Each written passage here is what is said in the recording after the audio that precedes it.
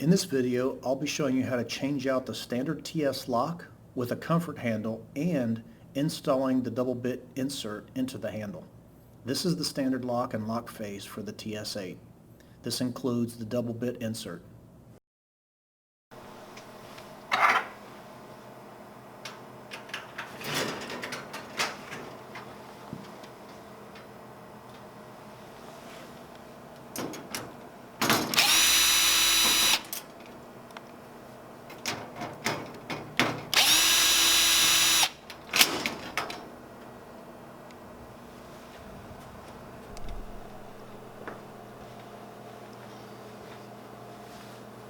Okay, so what I have is the comfort handle. This is an 8611 290. It's got a padlock provision on it.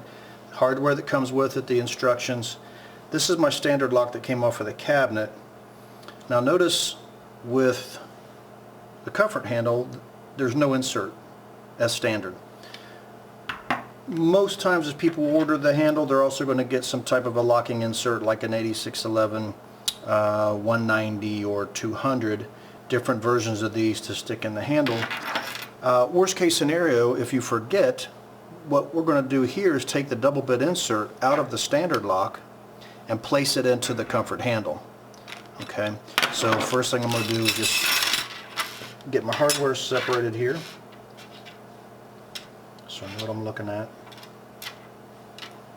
Okay, and now I'm going to disassemble this. This is toolless, so on the back you've got a retaining clip. So I take off the retaining clip, set it aside.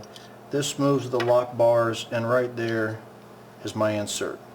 Okay, so this is a geometric insert. This is a double bit key.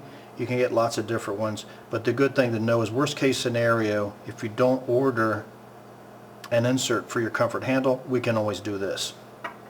So the next thing I'm going to do is on the back side, you can push this up to release your handle. Okay, but I'm going to build this little assembly first of all. Now the instructions are going to show me how to do this, so I want to take my insert. The order of this is really important, how these things face.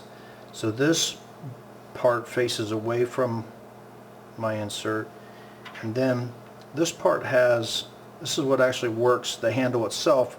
I'm just going to refer to these as the ears. The ears are on the back side of the part as that faces forward. Okay, so I want to make sure I've got everything kind of lined up, and then finally I drop in the screw. This is going to be a T25. Just tighten this down.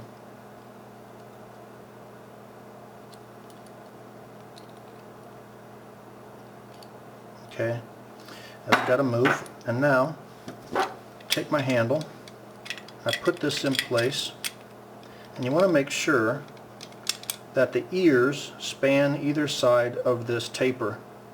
This is what actually works the handle. And then I can put my cover on. Then I drop in this screw that holds it all together. Again, this is just a T25.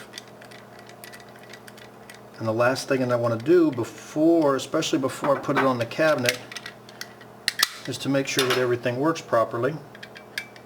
And that's what you want to see. You want to be able to see that spring the handle out. You don't want to try and test this after you've got the handle on. So now we're ready to put it onto the enclosure. So there's two secrets when you install the comfort handle onto the cabinet. One is that the handle needs to be fully open, as you see here. And then secondly, you want to make sure that you insert this into the proper hole location. So you can see the two tips right here that's on the back. That actually moves the lock bar itself. So for this installation, the tips need to go in the lower hole positions. This is different from what you did when you took out the standard lock. Then once everything lines up properly, you can put in your screws.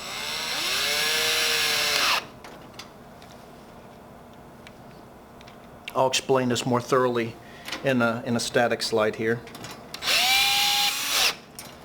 And now we've got our handle installed. In this picture we can see the mounting position of the standard lock.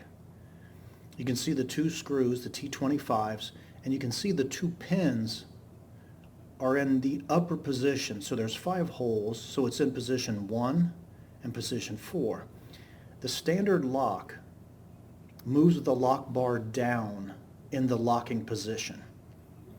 This helps prevent the door opening or coming loose during vibration. However, when you install the comfort handle moves the lock bar up, but since it locks, it also will not allow the lock bar to move. So when installing a comfort handle, you start in the lower positions. So this would be position 5 and position 2 on the bar. So next we just want to test our handle to make sure that everything works properly.